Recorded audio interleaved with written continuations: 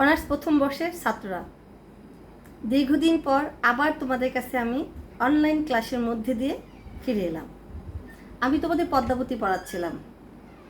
অনেকগুলো ক্লাস আমি তোমাদের নিয়েছি পদ্মাবতীর উপর, অনেক বিষয় সম্পর্কে আলোচনা করেছি, প্রশ্ন অনুযায়ী আলোচনা করেছি। আজকে আমি তোমাদের পদ্মাবতী সম্পর্কে বিগত ক্লাসগুলোতে কি কি প্রশ্ন অনুযায়ী আলোচনা করেছি সেই বিষয়ে একটু রিভাইজ দিব, এবং আজকে যে প্রশ্নটি পড়াবো সে সম্পর্কে বলবো। এবং প্রায় শেষ পর্যায়ে আমরা চলে এসেছি। তুমি যদি তোমাদের উচিত আমার বিগত ক্লাসগুলো দেখা, তাহলে পদ্মাবতী কাব্য সম্পর্কে একটি সামগ্রিক ধারণা তোমাদের হয়ে যাবে, প্রশ্ন সম্পর্কে ধারণা হয়ে যাবে, এবং পদ্মাবতী সম্পর্কে যে প্রশ্নই আসবে তোমরা লিখতে পারবে। এর আগে আমি তোমাদের কি কি প্রশ্ন পড়িয়েছি বা কি কি পড়িয়েছি তার একটা রিভাইজ তোমাদেরকে আমি এই ক্লাসে দিয়ে নিচ্ছি। প্রথম ক্লাস থেকে আমি তোমাদেরকে যে বিষয়টা শুরু করেছি, পদ্মাবতী একটি রোমান্টিক প্রণয়োপাখ্যান।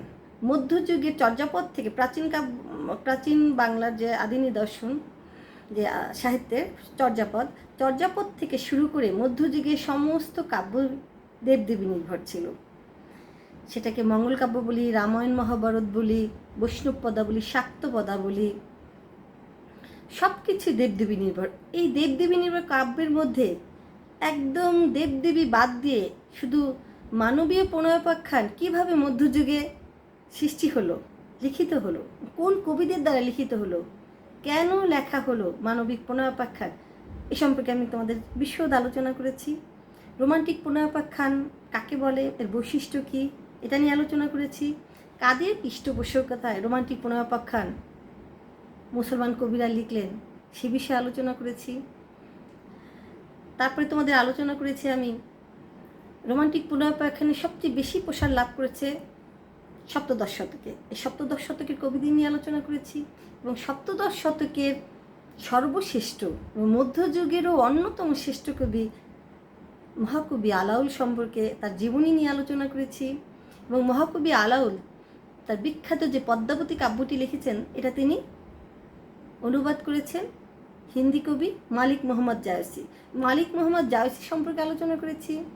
এবং পদ্মাবতী কাব্যটি তিনি লিখেছেন আরাকান রাজসভায় প্রধান অমর্ত্য করেছি মাগুন ঠাকুরের পৃষ্ঠপোষকতায়। করেছি মাগুন ঠাকুর সম্পর্কে আলোচনা করেছি, আরাকান রাজসভা সম্পর্কে আলোচনা করেছি, আগে বলেছি আলাউলের জীবন সম্পর্কে আলোচনা করেছি। এবং পদ্মাবতী কাব্যে যে ইতিহাসের অংশটা এসেছে, যদিও এটা ঐতিহাসিক কাব্য নয়, আলাউদ্দিন খিলজি যে পদ্মাবতীর রূপে আকৃষ্ট হয়ে চিতর আক্রমণ করে, এই আলাউদ্দিন খিলজির এইটুক সত্য যে তিনি চিতর আক্রমণ করেন। এই আলাউদ্দিন খিলজিকে এই সম্পর্কে আমি বিশদ আলোচনা করেছি। প্রথম ক্লাসটায় আমি সামগ্রিক দিক তোমাদেরকে আলোচনা করেছি। পরবর্তী ক্লাসগুলোতে আমি তোমাদের কী কী বিষয়, তারপরে আমি পদ্মাবতীর কাহিনী আলোচনা করেছি, এবং এরপরে আমি বিষয়ভিত্তিক যে আলোচনাগুলো করেছি সেটা হচ্ছে পদ্মাবতী কাব্য তিনি যে অনুবাদ করেছেন, অনুবাদে তিনি তার প্রতিভার সাক্ষ্য রেখে কাব্যটিতে কবিতার এত প্রতিভার সাক্ষ্য রেখেছেন এবং তার পাণ্ডিত্য দেখিয়েছেন, যেটি একটি মৌলিক কাব্যে পরিণত হয়েছে। পদ্মাবতী কাব্য অনুবাদে লেখকের সাফল্য, কিংবা প্রশ্নটা ঘুরিয়ে আসতে পারে, অনুবাদমূলক কাব্য হলো এটি যেন একটি মৌলিক প্রণয়োপাখ্যান লেখকের। তোমার যুক্তি সহকারে আলোচনা করো এই বিষয়টি, এই প্রশ্ন নিয়ে আলোচনা করেছি। এটি কি আরেকটি প্রশ্ন যেটা নিয়ে আলোচনা করেছি সেটা হচ্ছে, এটি কি অধ্যাত্মবাদের কাব্য, অর্থাৎ এটি কি রূপক কাব্য, এটি কি সুফি তত্ত্বের কাব্য? মালিক মোহাম্মদ জায়সি হিন্দি কবি, অযোধ্যার কবি মালিক মোহাম্মদ জায়সি যখন কাব্যটি লিখেছেন, তখন তিনি প্রেমের আড়ালে সুফি তত্ত্ব প্রকাশ করতে চেয়েছেন, অলৌকিক প্রেমটাকে প্রকাশ করতে চেয়েছেন লৌকিক প্রেমের আড়ালে। আলাউল এই কাব্যটি অনুবাদ করতে গিয়ে কি সেই সুফিতত্ত্বকে রেখেছেন, রূপককে রেখেছেন, নাকি একটি নিছক মানবিক প্রণয়োপাখ্যানে পরিণত হয়েছে? এই ব্যাপারে তোমার মতামত তুলে ধরো। অর্থাৎ এটি কি রূপক কাব্য না মানবিক প্রণয়োপাখ্যান, এই নিয়ে আলোচনা করেছি বিশদভাবে। তারপরে আমি তোমাদের আলোচনা করেছি এটি কি ঐতিহাসিক কাব্য, এখানে ইতিহাস এসেছে, কিন্তু ইতিহাস কি সত্য সত্য এসেছে? এটি ঐতিহাসিক কাব্য না নিছক মানবিক প্রণয়োপাখ্যান, এই প্রশ্নটা নিয়ে সামগ্রিক আলোচনা করেছি। পদ্মাবতীর রূপ বর্ণনায় আলাউলের দক্ষতা কি, কতখানি তিনি তার দক্ষতার পরিচয় দিয়েছেন। কিছু কিছু অংশে তিনি মারাত্মক দক্ষতার পরিচয় দিয়েছেন। সিংহল দ্বীপের বর্ণনায়, আলাউলের রূপ বর্ণনায়, বিবাহখণ্ডের বর্ণনায়। যাই হোক, আলাউলের রূপ বর্ণনায়, আলাউলের দক্ষতার পরিচয় দেওয়া, এটা বই সহ, অর্থ সহ তোমাদেরকে আমি পড়িয়েছি। তারপরে তোমাদেরকে আমি পড়েছি পদ্মাবতী কাব্যে সুখ পাখির ভূমিকা কি আলোচনা করো, এই বিষয়ে বিশদ আলোচনা করেছি। তারপরে আমি পদ্মাবতী কাব্য অবলম্বনে সিংহল দ্বীপের পরিচয় দাও, এটা আমি বই সহ তোমাদেরকে পড়িয়েছি। অনেক কিছু তোমাদেরকে পড়িয়েছি। তো আমার ইচ্ছা ছিল তোমাদের এই কাব্যটি অর্থসহ, যেহেতু মধ্যযুগীয় কাব্য, ভাষা কঠিন, যেহেতু আলাউল পণ্ডিত কবি, তার ভাষাও কঠিন, মধ্যযুগীয় কাব্য, অর্থসহ তোমাদেরকে পুরো কাব্যটা পড়ানো, যেহেতু তোমাদের ব্যাখ্যা আসে।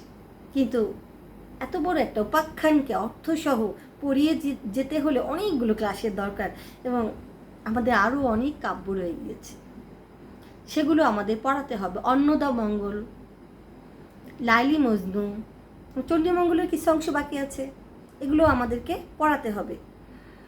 তো এই কারণে পুরা কাব্যটি অর্থসহ পড়ানো সম্ভব না। যা যা দরকার আমি তাই তোমাদেরকে পড়িয়ে যাচ্ছি, এবং আমি যা পড়িয়েছি পুরো ক্লাসগুলো যদি তোমরা একটু একটু করে মনোযোগ দাও, প্রায় সব সামগ্রিক আলোচনা করেছি, আমি সব প্রশ্ন নিয়ে আলোচনা করেছি, প্রায় সব অধিকাংশ হয়ে গিয়েছে, যে দুই একটা বাকি আছে আগামী ক্লাসের মধ্যে দিয়ে, আজকে এবং আগামী ক্লাসের মধ্যে দিয়ে সেটা আমি শেষ করব। আজকে আমি যে প্রশ্নটি তোমাদেরকে পড়াবো সেটি হচ্ছে মালিক মোহাম্মদ জায়সির, হিন্দু কবি, তিনি 1540 সালে রাজপুতদের কাহিনী নিয়ে যে পদুমাবাদ কাব্যটি লিখেছেন। 1648 সালে, 100 বছর পর, আরাকান রাজসভার অন্যতম প্রধান অমর্ত্য মাগন ঠাকুরের পৃষ্ঠপোষকতায় আরাকান রাজসভায় বসে আলাউল যে কাব্যটি অনুবাদ করলেন, এই অনুবাদ করতে গিয়ে তিনি এইখানে বর্ণনায় বাংলার সমাজ, সংস্কৃতি, আবহাওয়া, প্রকৃতি সব কিছু নিয়ে এসেছেন। অর্থাৎ রাজপুতদের কাহিনী এবং হিন্দি কবির কাহিনীকে তিনি যখন অনুবাদ করতে গিয়েছেন, তখন এর কাহিনীটা নিয়েছেন তিনি হিন্দি কবি থেকে, কিন্তু কাহিনীটাকে যে দেহকে আবৃত করেছেন যে পোশাক দিয়ে, সেই পোশাকটা যেন বাঙালির পোশাক। অর্থাৎ প্রশ্নটা হচ্ছে, পদ্মাবতী কাব্যে লেখক কিভাবে বাংলার প্রকৃতি, সমাজ, সংস্কৃতি সব কিছুকে উঠিয়ে নিয়ে এসেছেন পদ্মাবতী কাব্যের মধ্যে দিয়ে আলোচনা করো। তাহলে আমরা এই প্রশ্নটির মধ্যে যেতে পারি যে পদ্মাবতী কাব্যে কিভাবে বাংলার জনজীবন, সমাজ, সংস্কৃতি, আবহাওয়া, প্রকৃতি উঠে এসেছে, এবং এই উঠিয়ে আনার দক্ষতার ভিতর দিয়ে কবি যেন একজন মৌলিক কবিতে রূপান্তরিত হয়েছেন। প্রতিটা প্রশ্নের সাথে প্রতিটা প্রশ্নের মিল আছে। এই প্রশ্নটার মধ্যে দিয়ে তোমরা তার পদ্মাবতী কাব্য যে একটা মৌলিক কাব্য, এই বিষয়টা তোমরা এটার ভিতর দিয়ে বুঝতে পারবে। এটা আমি আগেও আলোচনা করেছি, এবং এটা তার আধ্যাত্মিক কাব্য নয়, এটা যে লৌকিক কাব্য, মানবিক প্রেমের উপাখ্যান, এটা এই প্রশ্নের মধ্যে দিয়ে উঠে আসবে। আগেও এই প্রশ্ন নিয়ে আলোচনা করেছি, অন্য প্রশ্ন নিয়ে। যাই হোক, তাহলে পদ্মাবতী কাব্যে লেখক যে বাংলার সমাজ সংস্কৃতিকে উঠিয়ে আনলেন কেন? লেখক, আমি আগেও বলছি, সবসময় বলি, লেখক তার বাস্তবতা বহির্ভূত নয়। লেখক বাস্তবে যে অভিজ্ঞতা লাভ করেন, যে যা দেখেন, তাই তার কবিতার মধ্যে দিয়ে উঠে আসে। তিনি রাজপুতদের কাহিনী জানেন, কিন্তু তাদের জীবনকে হয়তো তিনি শুনেছেন, পড়েছেন, কিন্তু বাস্তবে কি দেখেছেন? পদ্মাবতীর কাহিনী তিনি শুনেছেন, কিন্তু বাস্তবের সে রাজপুত নারীকে তিনি দেখেননি। এই জন্য বাস্তবের বাঙালি নারীকে তিনি দেখেছেন। রাজপুত রাজসভা দেখেননি, তিনি আরাকান রাজসভা দেখেছেন। রাজপুতদের সমাজ, সংস্কৃতি, প্রকৃতি তিনি দেখেননি, তিনি দেখেছেন বাংলার সমাজ, সংস্কৃতি, প্রকৃতি। এর জন্য একজন প্রতিভাধর ব্যক্তি, তিনি কখনোই আক্ষরিক অনুবাদ করেননি। তিনি পদ্মাবতী কাব্যকে যখন অনুবাদ করেন, মূলের কিছু অংশ বাদ দিয়েছেন, কিছু সংযোজন করেছেন, কিছু গ্রহণ করেছেন। সংযোজন, বর্জন, গ্রহণ সব কিছুর মধ্যে দিয়েই এই কাব্যটি উঠে এসেছে। আর যেহেতু তিনি বাস্তব অভিজ্ঞতায়, তিনি বাঙালি কবি ছিলেন, বাংলার সমাজ ব্যবস্থা, বাংলার নরনারীর চরিত্র সব কিছুই তার নখদর্পণে ছিল। এবং এই অভিজ্ঞতাই যেন পদ্মাবতী কাব্যের অনুবাদ করতে গিয়ে যেন তিনি বাংলার সমাজ সংস্কৃতি, বাংলার নারীকেই যেন তিনি ফুটিয়ে তুললেন। এখানেই তার মৌলিকতা। কিভাবে? আমরা যদি পদ্মাবতী কাব্যের দিকে তাকাই, প্রথমের দিকে যদি আমরা যাই, প্রথম দিক, এখানে যে প্রেম, আমি আগেই বলেছি মালিক মোহাম্মদ জাওসি সুফি তত্ত্বের প্রকাশ করতে চেয়েছেন, এটা নিয়ে আমি বিশদ আলোচনা করেছি, তোমরা দেখে থাকবে। কিন্তু আলোর সে সুফি তত্ত্বকে এখানে গ্রহণ করেননি, তিনি লৌকিক প্রেম নিয়ে এসেছেন। অর্থাৎ পদ্মাবতী এবং রত্নসেনের যে প্রেম, এই প্রেম বাস্তব বহির্ভূত অলৌকিক প্রেম নয়। এই প্রেম সমাজকে স্পর্শ করেছে, লৌকিকতাকে স্পর্শ করেছে। এখানে সুখ পাখির মুখে পদ্মাবতী রূপের কথা শুনে রাজা রত্নসেন তার জন্য যে পাগল হয়ে যোগী হয়ে যায়, এটা একটা বাস্তব কথা। নারীর রূপের কথা শুনলে যে কোনো পুরুষই মুগ্ধ হয়ে যায়, এটা তো বাস্তবতার বাইরে নয়। পদ্মাবতী সুখ পাখির মুখে রত্নসেনের রূপের কথা, বীর্যের কথা, সূর্যের কথা, বীরত্বের কথা শুনেছেন। একজন 12-13 বছরের কিশোরী যখন একজন পুরুষের এত গুণের কথা শোনেন, তখন তার সেই কৈশোরে যে প্রেমটা জাগ্রত হয়, এটাও বাস্তব। এটার সাথে কোনো সুফি তত্ত্ব, অলৌকিকতার কোনো সংস্পর্শ নেই। লেখক এখানে বাস্তব প্রেমকে বাস্তবভাবে এখানে উপস্থাপন করেছেন। এখানে দুই নরনারী পরস্পরকে পাওয়ার জন্য অনেকে বাধা বিপত্তি অতিক্রম করে তারপরে তারা পরস্পরকে পেয়েছে, এবং বাস্তবে প্রেম সফল করতে হলেও এরকম অনেক বাধা বিপত্তি অতিক্রম করতে হয়। এই বাস্তব প্রেমই যেন এখানে উঠে এসেছে। তারপরে যদি আমরা কাহিনীর দিকে এগিয়ে যাই, দেখবে পদ্মাবতীর বিবাহ খণ্ড, রত্নসেনের সাথে পদ্মাবতীর যে বিবাহ হয়, সেই বিবাহ খণ্ডের দিকে যদি আমরা তাকাই, এখানে আমি একটা কথা বলে রাখি, এখানে যে নরনারীর চরিত্র উঠে এসেছে, সেই চরিত্রের মধ্যে দিয়ে আমরা কি দেখতে পাই? সে চরিত্রগুলো প্রেম, প্রীতি, ভালোবাসা, মান, অভিমান, স্নেহ, মমতা, সব কিছুই যেন বাঙালি নরনারীর চরিত্রেরই রূপায়ণ। বাঙালি নরনারীর মধ্যে যে অভিমান, যে স্নেহ, মমতা, যে ঈর্ষা, যে ভালোবাসা, তাই জন্য এইসব চরিত্রের মধ্যে দিয়ে উঠে এসেছে। বিবাহের খণ্ডের কথা বলছিলাম, এখানে যে বিবাহ, পদ্মাবতী এবং রত্নসেনের যে বিবাহের অনুষ্ঠান হয়েছে, সেই বিবাহের অনুষ্ঠান, বিভিন্ন আচার অনুষ্ঠান, খাওয়া দাওয়া, যৌতুক প্রদান, সখীদের রঙ্গতামাশা, বাসর সজ্জার বর্ণনা, অর্থাৎ সামগ্রিক দিকের যে বর্ণনা, সমগ্রটাই বাংলাদেশের এবং সমগ্রটাই বাঙালি বিবাহের চিত্র এখানে উঠে এসেছে। আমি তোমাদের এই বইটা বারবার তোমাদেরকে আমি কাছে রাখতে বলেছি ক্লাসটার জন্য। তাহলে বিবাহের চিত্রের যদি আমরা বর্ণনা দিতে যাই, সেই বর্ণনা দেওয়ার আগে পদ্মাবতী এবং রত্নসেনের যে বিবাহ হলো, পদ্মাবতীর পিতা গন্ধর্ব সেন কি সহজেই এই বিবাহেতে রাজি হয়েছিলেন? যখন তিনি প্রথমে জানতে পেরেছিলেন যে একজন যোগী তার মেয়েকে বিবাহ করতে চাচ্ছে, তখন তিনি বিয়ে দিতে চাননি। এটা কি বাস্তবতা না? এটা কি অলৌকিক প্রেমের কথা? না, এটা লৌকিক প্রেম।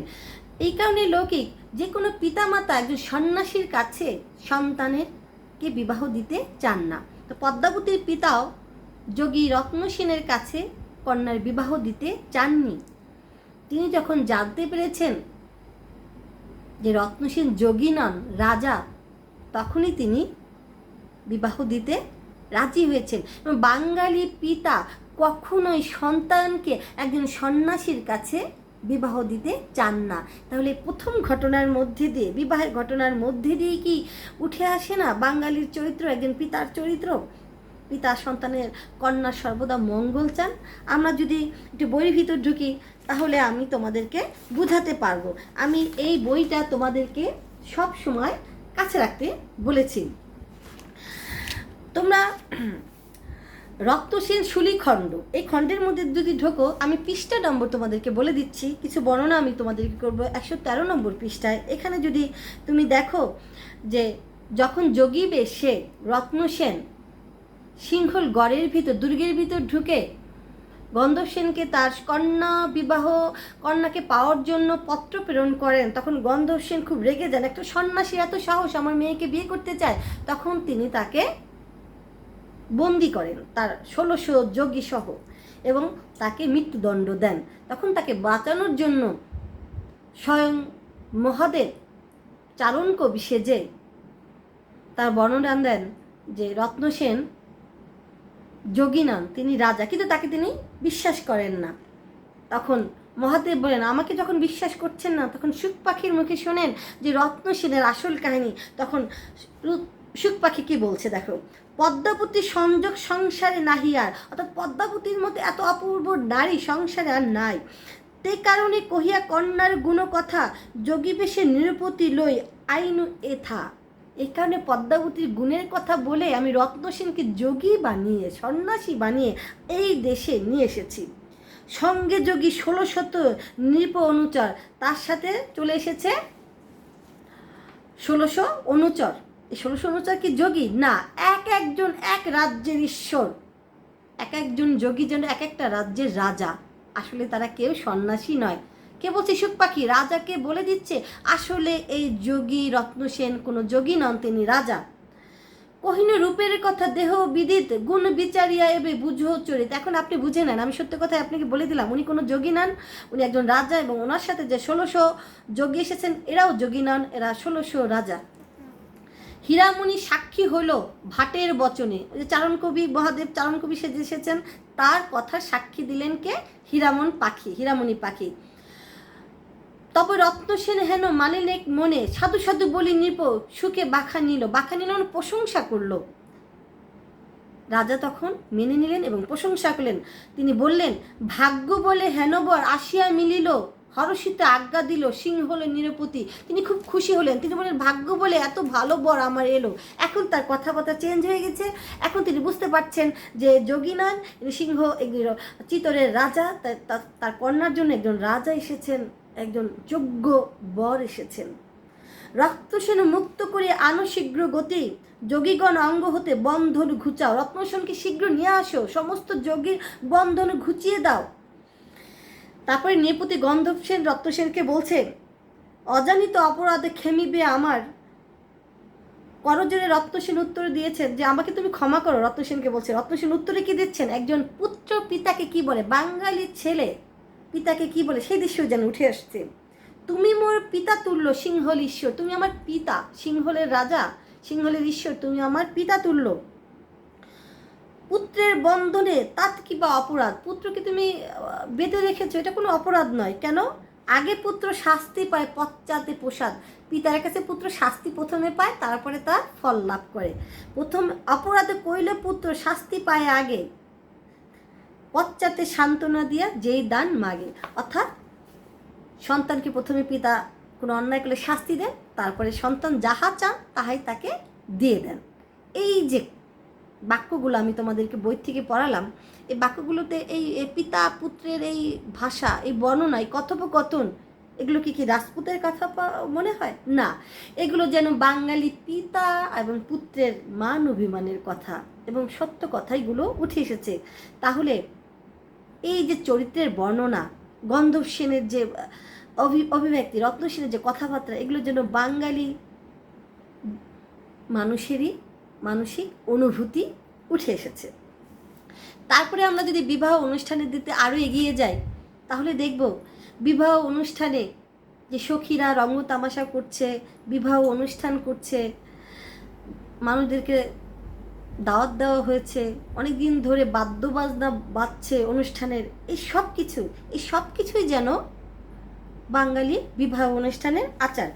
এখানে যদি আমরা দেখি বিবাহের অনুষ্ঠানের মধ্যে, তাহলে আমরা বইয়ের ভিতর যদি ঢুকি, বিবাহ খণ্ড 119 পৃষ্ঠার মধ্যে যদি যাও, তাহলে দেখবা বিবাহের অনুষ্ঠান কিভাবে শুরু হয়েছে।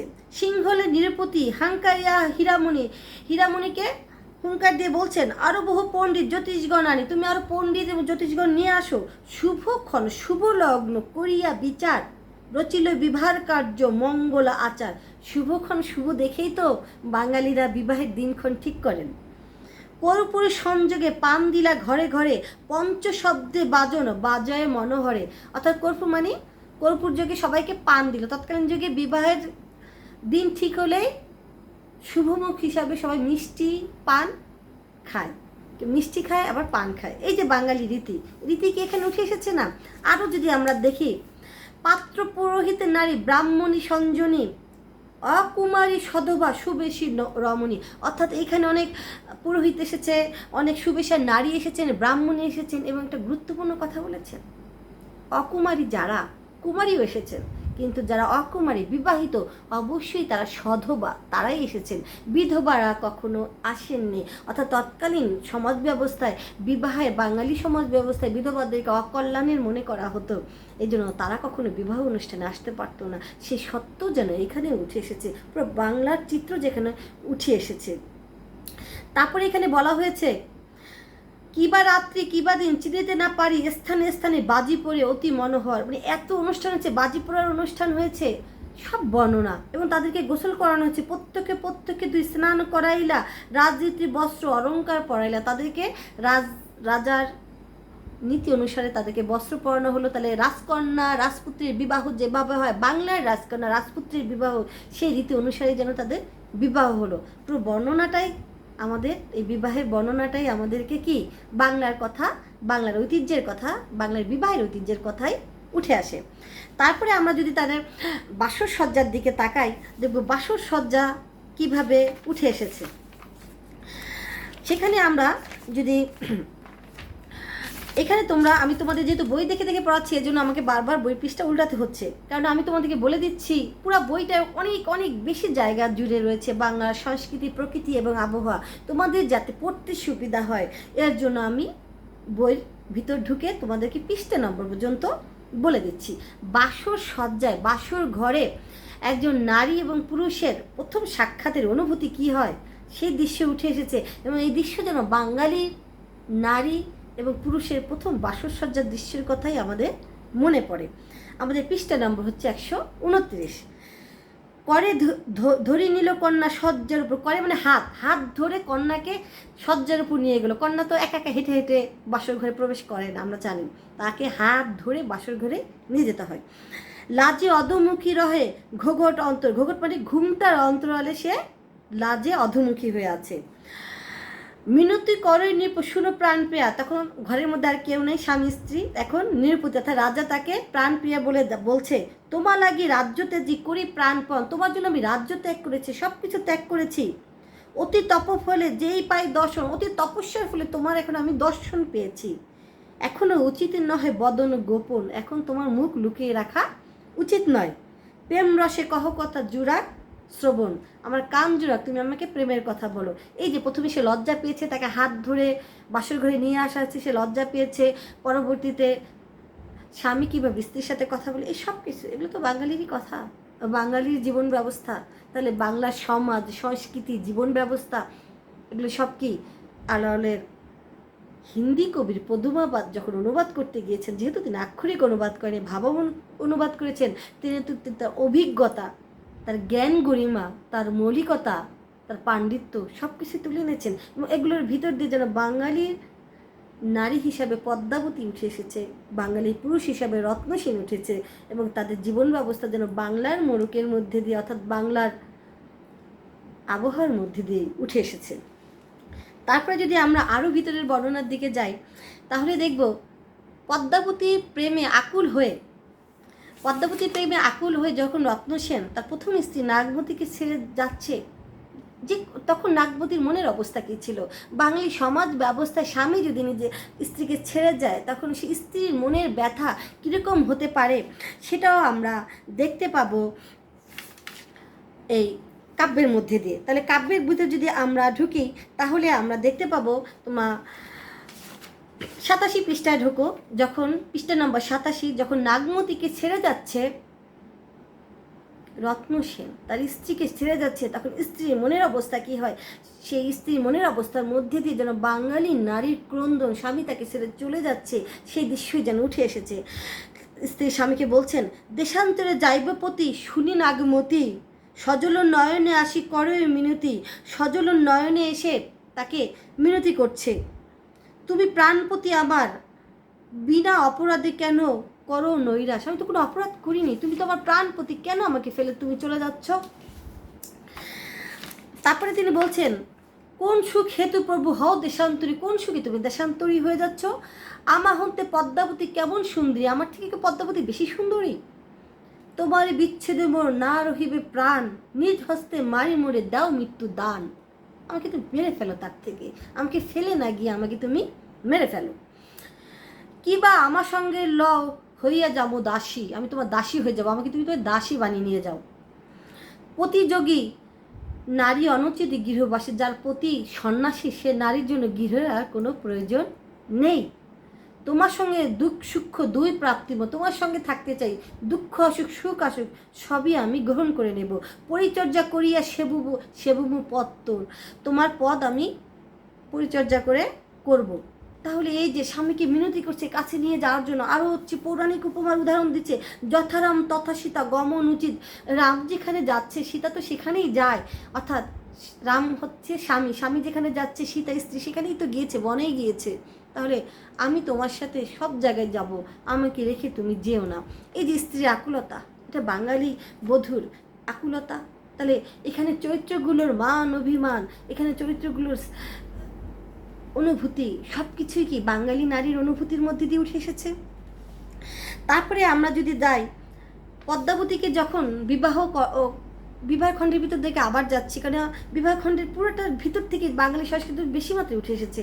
বিবাহখণ্ডের দিকে আবার যদি দেয়, পদ্মাবতীকে যখন বিদায় দেওয়া হচ্ছে পিতৃগৃহ থেকে, তখন পদ্মাবতীর মানসিক অবস্থা, তার বাবা মার মানসিক অবস্থা কি ছিল, সেই দৃশ্যের যদি আমরা যাই, সেই দৃশ্যের দিকে আমরা বই ভিতর ঢুকছি। 143 নম্বর পৃষ্ঠায় তোমরা যাও, 143 নম্বর পৃষ্ঠা। এখানে দেখা যাচ্ছে যে কন্যাকে তুলে দিচ্ছে যখন পদ্মাবতীর মা চম্পাবতী, তখন তিনি বলছেন স্বামীর সৌভাগ্য পায় জিনিয়া সতিনী, অর্থাৎ সেই সতী নারী যে স্বামীর সৌভাগ্য পায়, স্বামী দয়া করে হেন গর্ব না করিও, অর্থাৎ স্বামী দয়া করে এমন কাজই তুমি করো, স্বামী যেন তোমাকে দয়া করে, কোনো গর্ব করো না। অহর্নিশ ভক্তিভাবে স্বামীকে সেবিও, সবসময় স্বামীকে সেবা করো ভক্তিভাবে। একজন মা, একজন বাঙালি মা তার মেয়েকে স্বামী গিয়ে পাঠানোর সময় এই ধরনের কথাই তো বলেন। এবং একজন পিতা তার কন্যাকে বিদায় দেওয়ার সময় কি সজল নয়নে বিদায় দিচ্ছেন। দেখো বাঙালি পিতা, কন্যা সমর্পিত সঙ্গে গেল নিরমণি, অর্থাৎ রাজা গন্ধর্বের সঙ্গে গেলেন, কন্যার হাতেতে ধরি সজল নয়নে, কন্যার হাত ধরছেন, হাত ধরে সজল নয়নে সমর্পিল আশির নৃপ রত্নসেনের স্থানে, রত্নসেনের হাতে কন্যার হাত তিনি স্থাপন করে দিচ্ছেন। তোমাকে টিভিতে দেখো নি এই দৃশ্যগুলো, ঠিক বাঙালি কন্যাকে যেন স্বামীর হাতে পিতা তুলে দিচ্ছেন, হাত তুলে দিচ্ছেন, স্বামীর হাতে কন্যার হাত তুলে দিচ্ছেন। এবং তিনি বলছেন সপিল পরাণী আমি হস্তেতে তোমার, আমার পরাণকে তোমার হস্তে আমি সমর্পণ করে দিলাম। চক্ষের পুতুলি মোর এই কন্যাখানি, এই কন্যা আমার চক্ষের পুতুলি। ধনপ্রাণ গৃহবাস তাহার নিছুনি, আমার ধনপ্রাণ গৃহ সব কিছু তোমার এই কন্যা, আমার সব জীবনটা এই কন্যা, এই কন্যাকে আমি তোমার কাছে তুলে দিলাম। মোর হৃদে এই সালে রহিল সদায়, দারুণ পেটের পুরা না যায় সহন, অর্থাৎ পেটের পীড়া যেমন দূর করা যায় না, সহ্য করা যায় না, কন্যা চলে যাচ্ছে, ব্যথাও যেমন সহ্য করা যাচ্ছে না। তারপরে তিনি বলছেন খেমিবে আমার অবলা দোষের ঘর সদা করে রোষ, আমার অবলা না মেয়ে যদি কোনো দোষ করে, খেমিবে আমারে চাহি কইলে কোনো দোষ, যদি সে কোনো দোষের কথা বলেও থাকে তাকে ক্ষমা করে দিবে আমার দিকে তাকিয়ে। কেহ নাই নিকটে দোষেরও, বাপ ভাই তার নিকটে সে চিতরে, তার কোনো বাপ ভাই কেউ তার নিকটে নাই। মনোদুঃখে পাইলে কহি তার ঠাই, কাকে সে বলবে তার মনের দুঃখের কথা। ক্ষুধাতুর হইলে অন্য কাহাতে মাগিবে, তার যদি ক্ষুধাও পায় সে কাকে বলবে, তার বাপ ভাই কেউ তো তার কাছে নাই। বাপমা বলিয়া আর কাহাকে ডাকিবে, সকল উপকারে তাহারে পালন করিবা, যেহেতু বাপ মা ভাই বোন কেউ তার কাছে নাই, তোমার কাছে চলে যাচ্ছে, অতএব সব দিক তুমি লক্ষ্য রাখবা, তাকে সুন্দর করে রাখবা। আমার সব প্রতিনিপ দয়া না ছাড়িবা, অর্থাৎ আমাকে দয়া করবা, অর্থাৎ হচ্ছে আমার মেয়েকে দেখে রাখবা, এই দয়াটা তুমি আমার প্রতি করবা।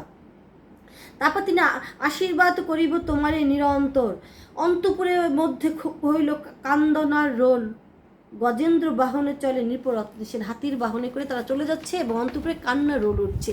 এই যে পিতার ক্রন্দন, এই যে কন্যাকে সমর্পণ করার দৃশ্য, এগুলো কি বাঙালির চিত্র না? এই চিত্রগুলো যেন বাঙালির চিত্র, এগুলোর মধ্যে দিয়েও বাঙালির চিত্র উঠে এসেছে। তারপরে যদি আমরা আরও ভিতরের দিকে যাই, ব্রাহ্মণ কন্যা যখন পদ্মাবতী বিয়ে হয়ে গেল, বিয়ে হয়ে যাওয়ার পরে পদ্মাবতী যখন স্বামী গৃহে চলে আসলো, তখন আবার প্রথম স্ত্রী নাগমতী তো সেখানে আছে। সপত্নীদের অর্থাৎ দুই পত্নীর মধ্যে যে বিরোধ, এই রাজপুত নারীদের মধ্যে সেই বিরোধকে অস্বীকার করা যায়নি। অর্থাৎ বাঙালি দুই সতীনের ভিতর যে প্রথমে একটি রেষারেষি এবং পরস্পরের প্রতি যে একটা হিংসাত্মক মনোভাব, সেই মনোভাব নাগমতী পদ্মাবতীর মধ্যে কাহিনীর মধ্যে প্রথম পর্যায়ে, পরবর্তী তাদের মিল হয়ে গিয়েছে, প্রথম পর্যায়ে উঠে এসেছে। তাহলে এই যে সপত্নী বিরোধ, এটা তো বাঙালির চিত্র। আমরা যদি বইয়ের ভিতর ঢুকি তাহলে আমরা দেখতে পাবো 155 পৃষ্ঠায় তোমরা ঢুকো, তাহলে তোমরা জিনিসটা দেখতে পাবে। প্রথমে দুই স্ত্রী এবং সারা রাত রত্নসেন নাগমতীর কাছে ছিল। নাগমতীর কাছে থেকে যখন সকালবেলা পদ্মাবতীর কাছে আসলো, তখন পদ্মাবতীর মনের অবস্থা কি, সে চিত্র এখানে উঠে এসেছে। দুঃখ কথা অবশেষে নানা সুখ রঙ্গে আছিলা সমস্ত নিশি নাগমতীর সঙ্গে। দুঃখ প্রেম কথা অর্থাৎ নানা প্রেম রসে সারা রাত কার সাথে ছিল? নাগমতীর সাথে। প্রভাত সময় আইলা যথা পদ্মাবতী, পদ্মাবতীর কাছে প্রভাত সময়ে কে আসলো? প্রথম স্ত্রীর কাছ থেকে রত্নসেন পদ্মাবতীর কাছে। মুখ ফিরাইলা কন্যা দেখিয়া নিরপতি, নিরপতি দেখে অভিমানে মুখ ফিরল, সারা তো তার কাছে আসেনি। তিনি সমস্ত রজনী কোথা ছিলা শুক্ররাশি, এখন বলছে পদ্মাবতী তাকে, কাকে? রত্নসেনকে। সমস্ত রজনী কোথা ছিলা শুক্ররাশি, এত সুখ নিয়ে তুমি সমস্ত রজনী কোথায় ছিলে? প্রাণ বান্ধা থুই এথা আইলা দিবসে, আমার প্রাণ তোমার প্রহরে প্রহরে বান্ধা পড়ে গেছে, অর্থাৎ আমার প্রাণ ছটফট করেছে। সেই প্রাণ বান্ধা রেখে তুমি সারা রাত কার সাথে ছিলে, আর এখন সকালবেলায় তুমি এসেছো? এই যে অভিমানের কথা, এগুলিকে বাঙালি সপত্নী বিরোধ, অর্থাৎ দুই পত্নী এক ঘরে থাকলে তাদের মধ্যে যে মনোভাবের সৃষ্টি হয়, সে দৃশ্যই কি এখানে উঠে এসেছে না? তারপরে যদি আমরা দেখি সিংহল দ্বীপের বর্ণনা, আমি পুঙ্খানু তোমাদের পড়িয়েছি।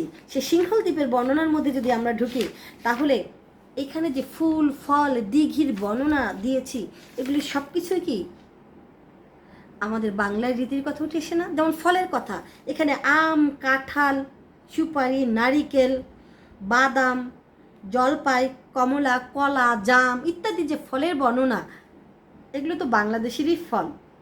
এখানে যে দিঘির বর্ণনা দিয়েছেন, দিঘিদের মধ্যে পদ্ম ফুল ফুটে থাকে, পদ্ম পাতায় দিঘি ভরা থাকে, সাদা লাল বিভিন্ন পদ্ম ফুল ফুটে থাকে, রাজহাঁস ঘুরে বেড়ায়, বক পাখি ঘুরে বেড়ায়, সারস ঘুরে বেড়ায়, মাছ লাফালাফি করে। এগুলো দৃশ্য কি? বাংলাদেশের দিঘির দৃশ্যই এগুলো। তারপরে এখানে ফুলের যে কথাগুলো তুলে এসেছে, সেখানে যদি ফুলের দিকে আমরা তাকাই তাহলে দেখবো চম্পা, গোলাপ, মালতী, জুথি, বেলি, মাধবী ফুল, কেতুকি ফুল ইত্যাদি যে ফুলের বর্ণনা, এগুলো তো বাঙালি ফুল, বাংলাদেশেরই ফুল। তাহলে পুরো বর্ণনা সব কিছু যেন বাংলাদেশের কাছ থেকে উঠে এসেছে। পাখির দিকে যদি আমার তাকায়, শাড়ি পাখি, সুখ পাখি, কোকিল পাখি, এসব পাখি কোন দেশের পাখি? বাংলাদেশের পাখি। এই বাংলাদেশের পাখির কথা এখানে উঠে এসেছে। এবং বাংলাদেশের তৎকালীন সময়ে যে মঠ ও মন্দির তৈরি করা হতো, মন্দিরে মন্দিরে যে বিভিন্ন নাথ সম্প্রদায়ের, যোগী সম্প্রদায়ের লোকেরা, সন্ন্যাসীরা এই মঠ ও মন্দিরে পূজা অর্চনা করতো, সে চিত্রগুলো এই সিংহল দ্বীপ বর্ণনার মধ্যে গিয়ে আমরা পাই। তাহলে এই চিত্রগুলো তো বাংলাদেশের ধর্মীয় চিত্র, সেই ধর্মীয় চিত্র এখানে উঠে এসেছে। তারপরে যদি আমরা আরও ভিতরের দিকে যাই, সহমরণ একদম শেষের দিকে, এই শেষের দিকে, প্রায় শেষের দিকে যখন রত্নসেন মারা যান, বাঙালি রীতিতে, ওই মধ্যযুগীয় রীতিতে স্বামী মারা গেলে স্বামীর মৃতদেহের সাথে কারা যায়? স্ত্রী, সধবা স্ত্রী, সহমরণ প্রথা, যে প্রথা রামমোহন রায় রহিত করে দিয়েছিলেন, সেই সহমরণ প্রথার চিত্র এখানে উঠে এসেছে। নাগমতী এবং পদ্মাবতী রাজা রত্নসেনের সাথে সহমরণে যাচ্ছেন, এই সহমরণের কথাও এখানে উঠে এসেছে।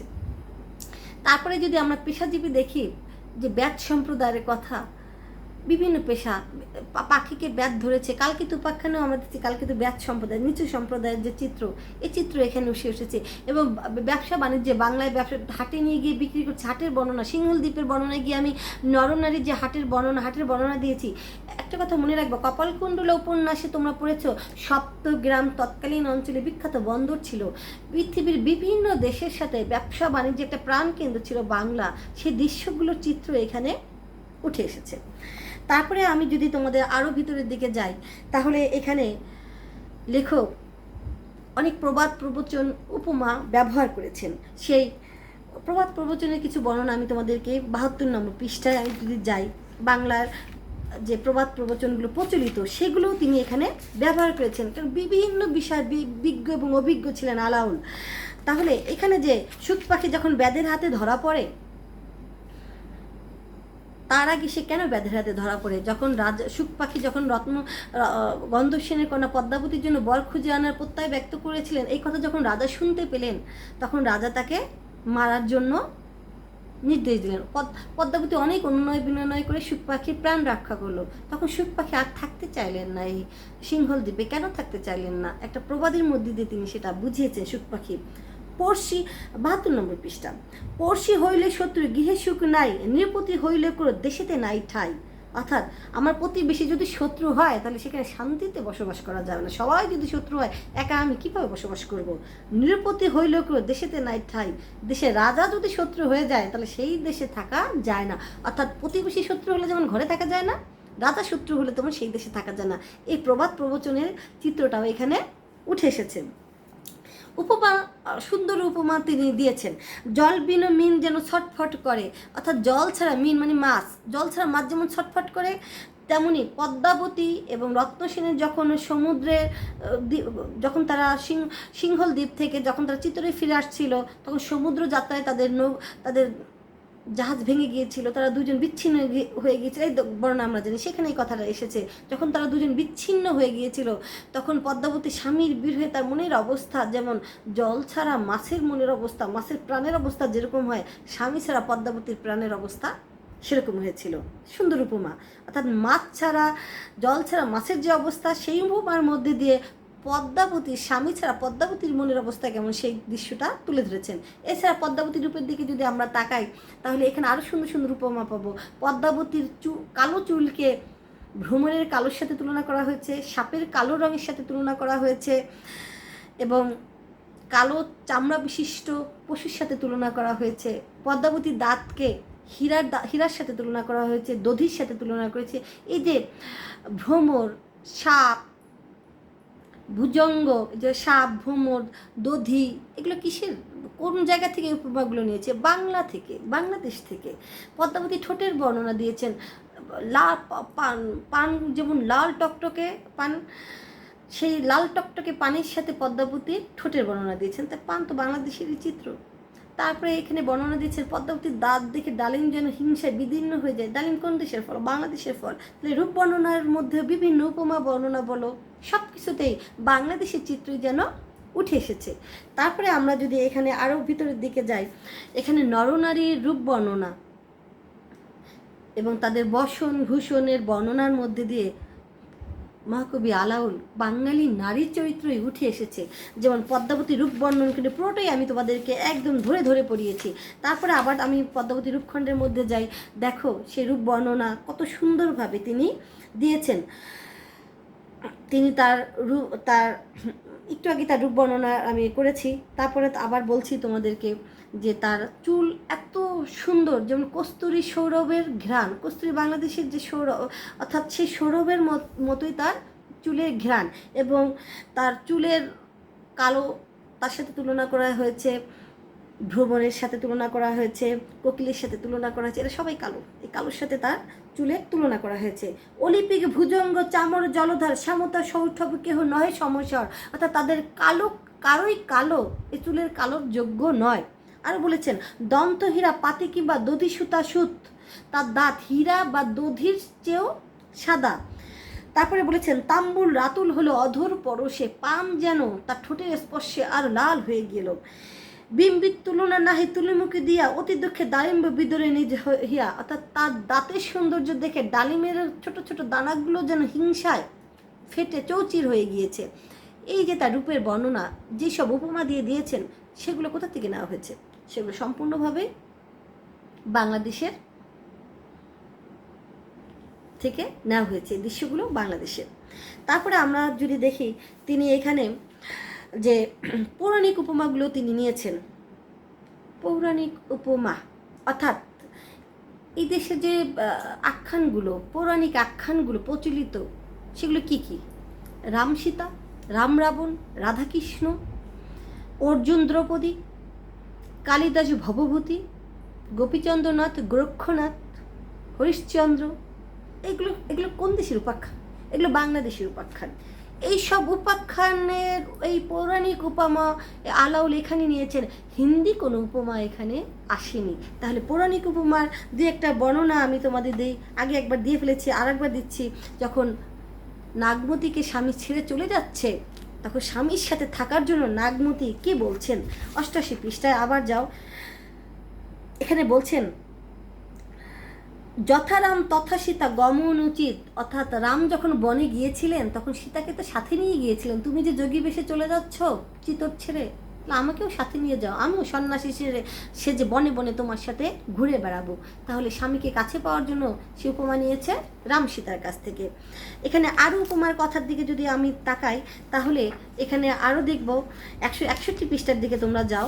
161 নম্বর পৃষ্ঠায় যখন বাদশাহ আলাউদ্দিন পদ্মাবতীকে পাওয়ার জন্য রত্নসেনকে চিঠি দেয়, যে পত্রবাহক শারজা নামে একটা দূতের কাছে পত্র পাঠায় যে পদ্মাবতীকে আমাকে দাও, তার বিনিময়ে যত রাজ্য চাও তুমি তা পাবে। এই কথা শুনে যে কোনো স্বামী তো ক্রোধে পাগল হয়ে যাওয়ার কথা, স্ত্রীকে চাচ্ছে, সেও পাগল হয়ে গিয়েছে।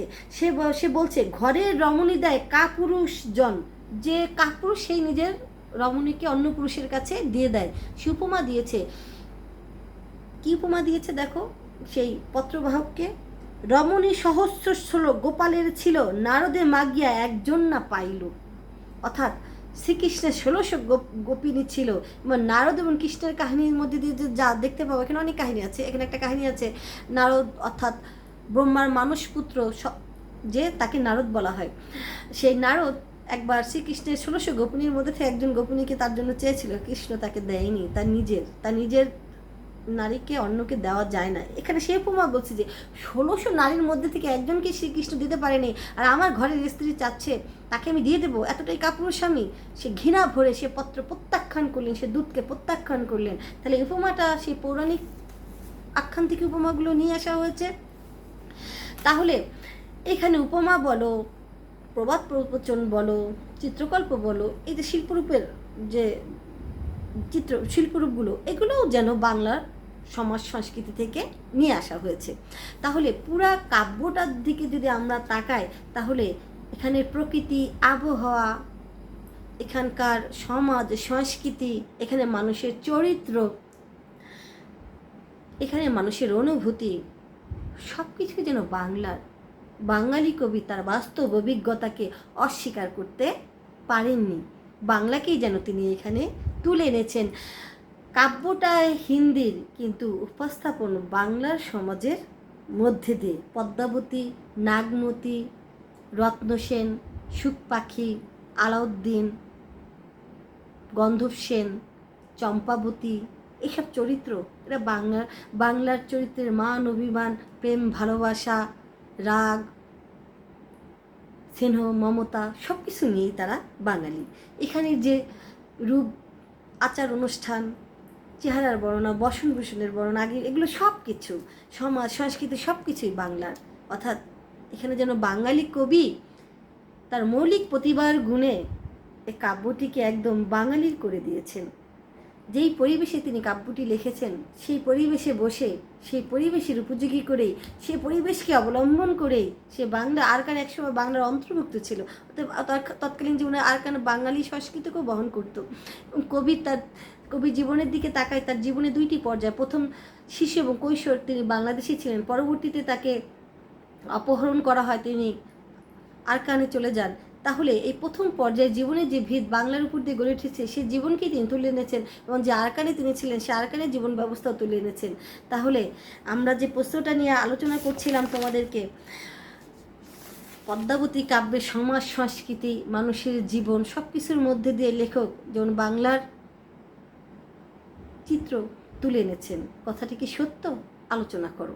তাহলে কথাটা সত্য, এটা যুক্তিসহ তাহলে আমরা আলোচনা করতে পারি। তাহলে এই প্রশ্নটা আমাদের হয়ে গেল। এরপরে আমাদের যে প্রশ্নটা থাকবে, পদ্মাবতী কাব্যে আলালে পাণ্ডিত্যের সাথে কবিত্বের অপূর্ব মিলন ঘটেছে। অর্থাৎ মহাকবি আলাউল একজন পণ্ডিত কবি ছিলেন, এতটাই পণ্ডিত ছিলেন যে তিনি এখানে অনেক কিছু সংযোজন করেছেন তার পাণ্ডিত্য প্রকাশের জন্য, সৌন্দর্য প্রকাশের জন্য নয়।